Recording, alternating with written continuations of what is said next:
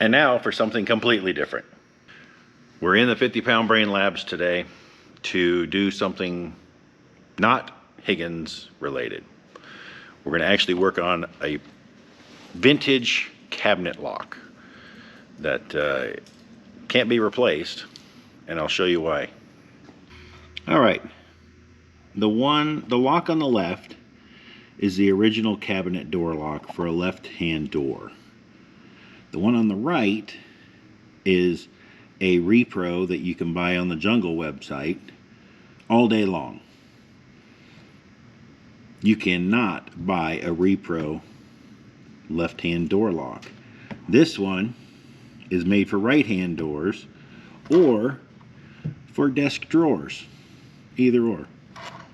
This one, that right there is unicorn tears. Unobtainium and unicorn tears right there. So we have to try and fix this thing because the latch just falls out and doesn't stay out. And so let me show you how these things work, because what I suspect is the spring that you're going to see in this one is broken in this one, and so the whole mechanism is just garbage. So taking this off, there's the spring I was talking about. Let's see if I can get you in here close. GoPros are not made for super close. That spring right there is what keeps everything tight. Oh, the heater kicked on. Hold on. So that spring is what keeps everything tight and gives us the detents in the mechanism. And so I think if I get this thing open, this lock open, I will be able to use this spring in there and salvage this lock. But I also want to try and salvage these two rivets that hold it together. I mean, I can make new ones, I guess, if I have to on the lathe, but I just as soon kind of squash them back up, get this lid off, put that spring in, and then peen them back over. So that's our goal. Now, if we're successful or not, come along and find out. Okay, let's see if we can do this. Hope my chisel here is sharp enough.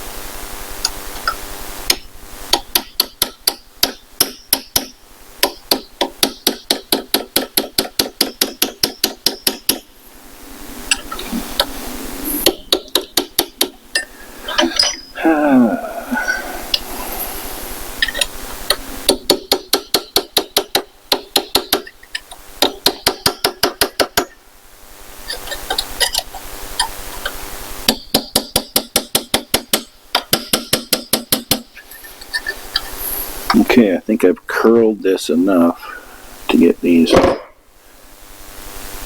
to just roll that edge over more.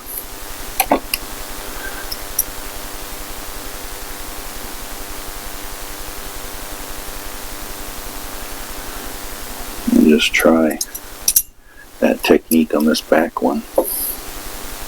Let's see if I can pop that open. We're going to do a second attempt with the plier face.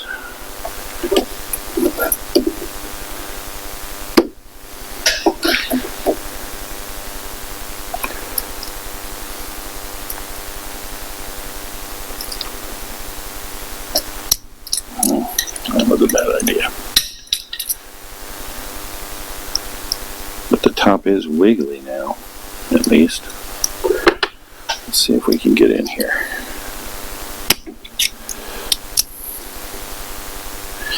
I get this off, I'm going to have to pound this dude back flat. But I think we're close, at least on this one. Actually, maybe on both, since it wiggles on both.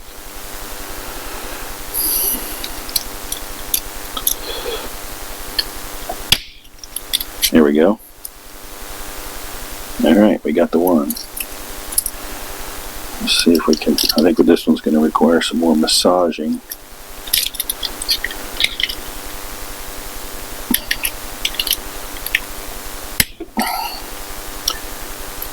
No, now it's about to pull through.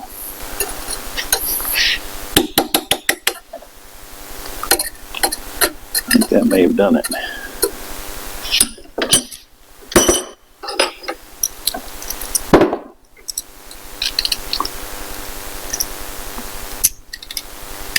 Yep.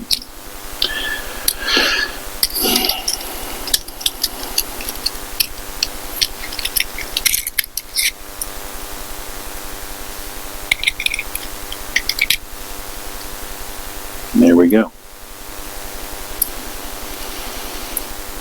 Alright, let's get over to the bench. So let's get this slide out. I don't know what was in that slot. Compared to this, you can see the clothespin style spring in this. I don't know what was in here. So there's something actually in that slot. I wonder if it was just a bent piece of metal. That was the spring.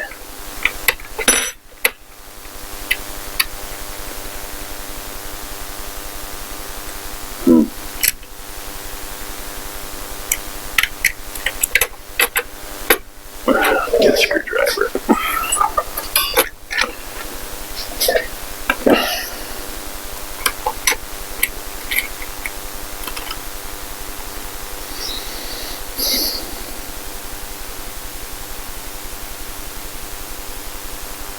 And you would have to slide with this as you turn the key. There's nothing. Let's see. It went like that. I don't know if I see any wear indication on this, but other than what I did with the screwdriver here. Interesting.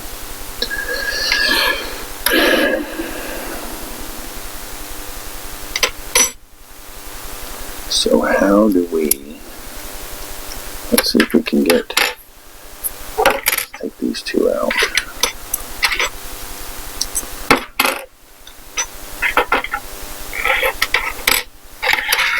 So that's what we've got. There are no provisions for this curl like we do here. Rockford, Illinois, where this thing was made.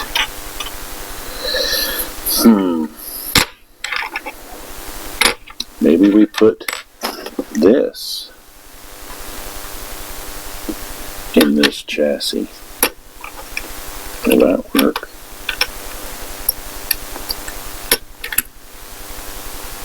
Maybe that's our solution. Let's see. Oh, this is the, right. That's the Amazon one. I was like, wait, why is this everything upside down now? Okay, let's see. Maybe this is what we do.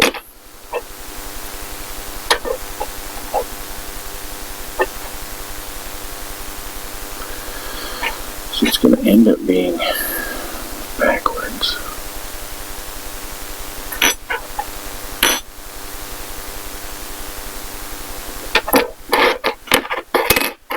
But I don't know that that is going to be an issue.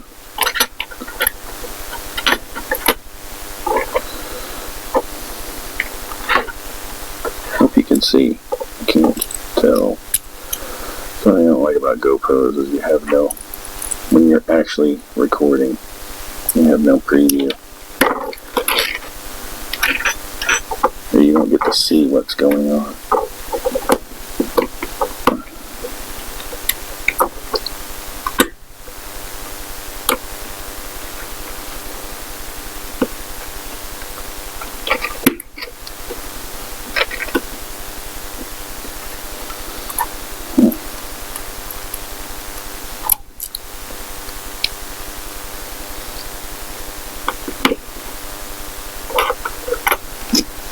Okay, we're going to go over and pound this back flat.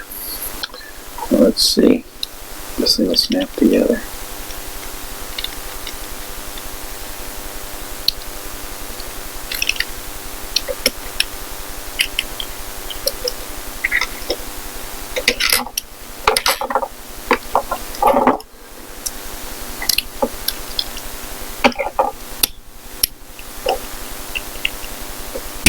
There we go. There's one.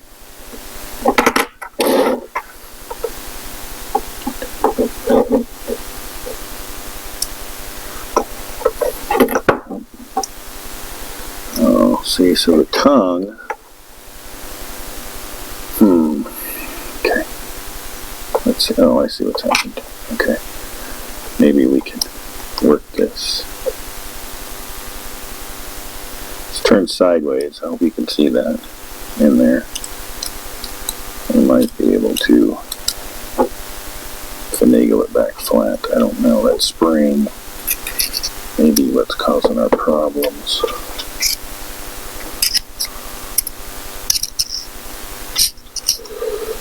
Probably should have tried putting it together.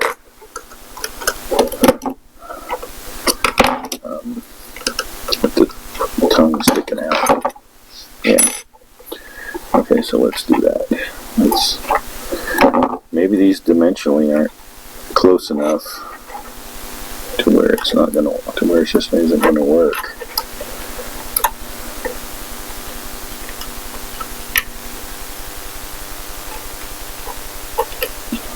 Stupid.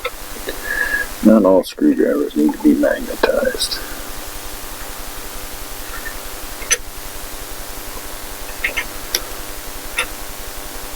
Sometimes it causes problems, like now. Okay. Okay, so that looks pretty good. Let's see if we can keep it together.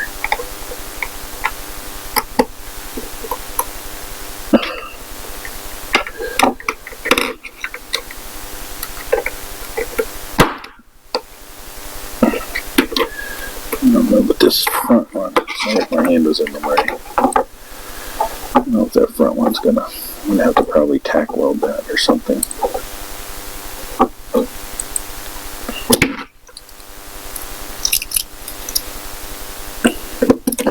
I don't know if these are gonna go big enough. Yeah. Okay, let's see. Where's my key?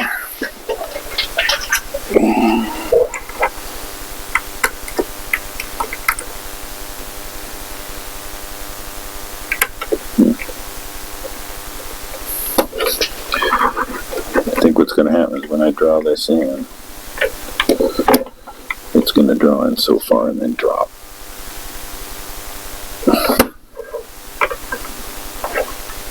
Hope you can see.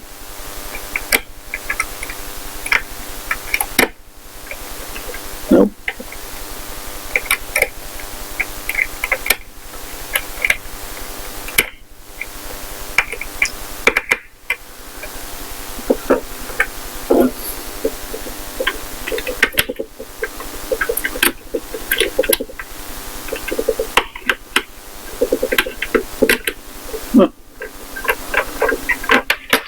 Nope.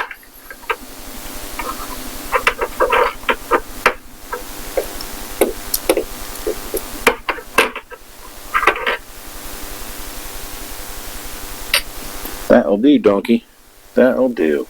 So our success was pretty short-lived, because then bound up in here pretty quick.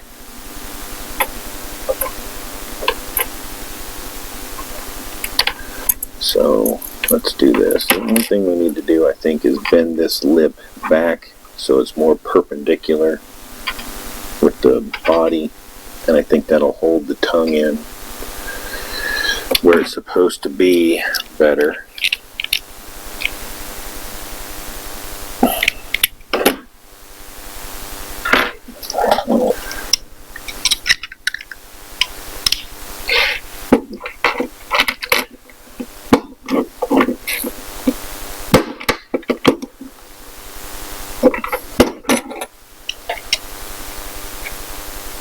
It's actually pretty good right there. Okay.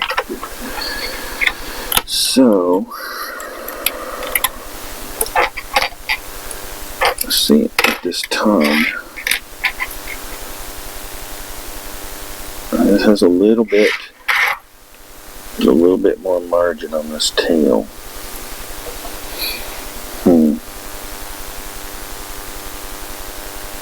I would really like to be able to use the original tongue.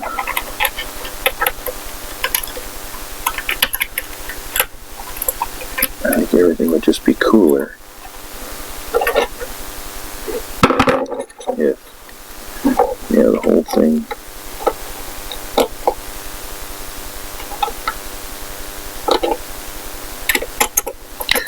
So what it needs, all it needs is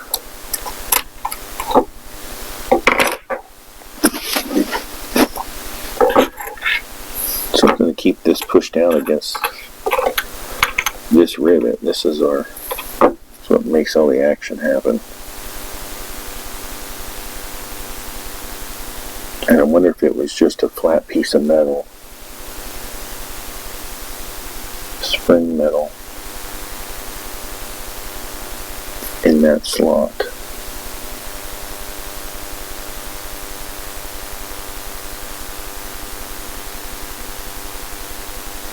What do you think about it?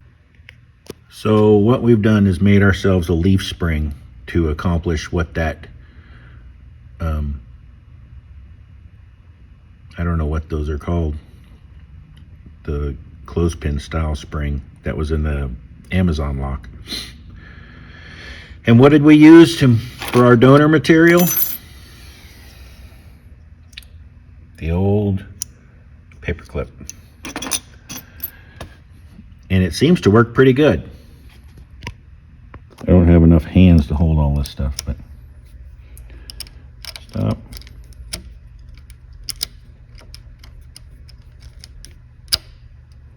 Keeps our springiness to almost like OEM performance.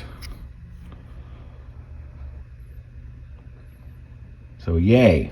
Now let's try and rescue those two rivets and we'll call it a day. Success.